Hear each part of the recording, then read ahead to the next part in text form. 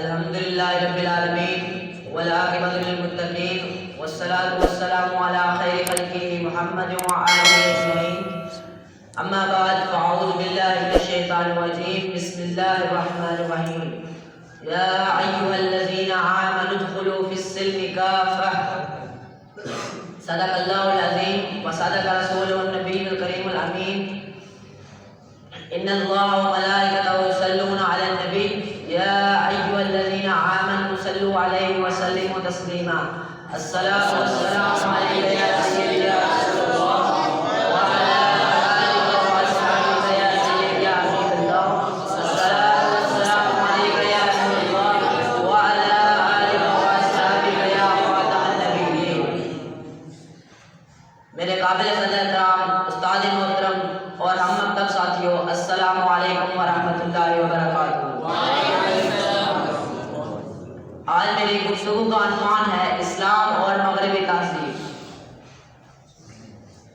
ابھی میں نے جس آیت قرآن کریم کی جس آیت کریمہ کی تلاوت کرنے کا شرف حاصل کیا، اس کا ترجمہ یہ ہے کہ اے ایمان والو، اسلام میں پورے داخل ہو جاؤ۔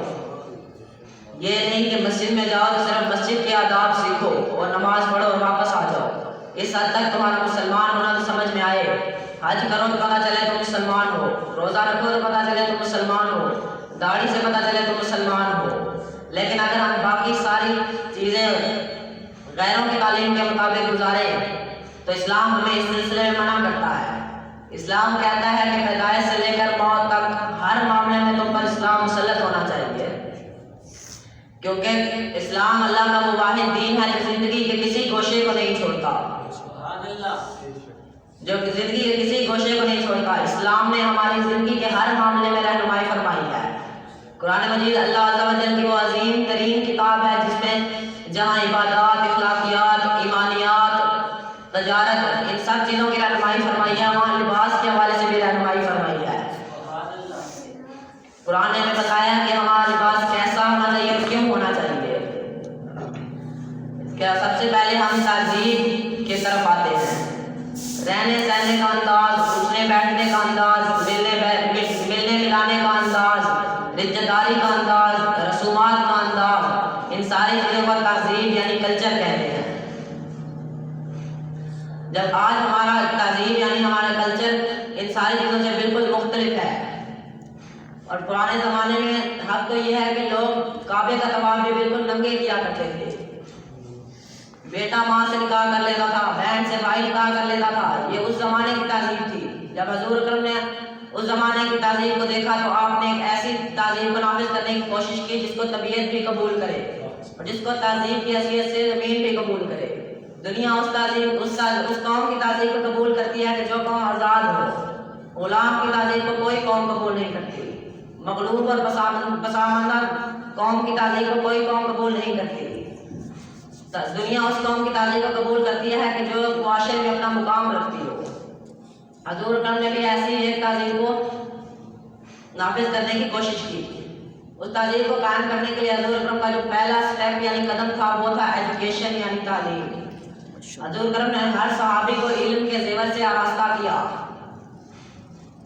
ہر صحابی کو علم کے زیور سے آراستہ کیا اور اسلامی تہذیب نافذ کرنے کی کوشش کی۔ اب ہم اگر مغربی تہذیب کی طرف آئیں تو اس کا ہم موازنہ کر کے دیکھ لیتے ہیں کہ اس کھانے سے اسلام کہتا ہے کہ بیٹھ کر کھاؤ، ہاتھ دھو کر کھاؤ، بسم اللہ پڑھ کر کھاؤ۔ لیکن مغربی تہذیب کی اور جانور کی تہذیب کو اگر ہم دیکھیں تو وہ کہتے ہیں کہ کھڑے ہو کر کھاؤ۔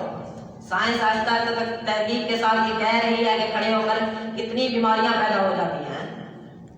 اس کا بھی ہم ایک موازنہ سائنس سے کر کے دیکھ لیتے ہیں کہ جب ہم کھانا کھاتے ہیں تو ہمارے جسم میں ایک نالی ہوتی ہے خوراک کی، جسے ہم ایسوفیگس کہتے ہیں، اور اس کے ساتھ ہی دوسری سانس کی نالی ہوتی ہے جسے ہم گلوٹس کہتے ہیں، اور ان دونوں کو بند کرنے کے لیے ایک اور ہوتی ہے جسے ہم کہتے ہیں ٹریکیا۔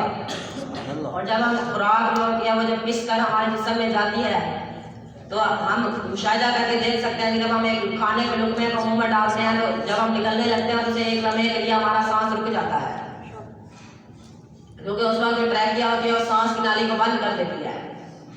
اس لیے حضور کا ارشاد ہے کہ جب کھانا کھاؤ تو خاموشی سے کھاؤ، کیونکہ جب خاموشی سے کھانا نہ کھانے، بول کر کھانے اور کھڑے ہو کر کھانے سے जो ट्रैकिया होती है वो सांस की नाली को बंद नहीं करती बल्कि खुला रहने देती है, जिससे जो खाने के जरिए होते हैं वो सांस की नाली में जा सकते हैं, जिससे ना सिर्फ कई बीमारियां पैदा हो सकती हैं बल्कि इंसान की मौत भी हो सकती है। अब आखिर में मैं अपनी तकरीर के इख्तिताम पर एक शेर बयान करूंगा कि दुनिया को है फिर मार का रूह बदन पेश, दुनिया को है फिर मार का रूह बदन पेश, ताजीब ने फिर अपने दरिंदों को उभारा। मेरी अल्लाह ताला से दुआ है कि अल्लाह ताला हमें इस्लामी तहजीब को इख्तियार करने और मगरबी तहजीब से बचने की तौफीक अता फरमाए।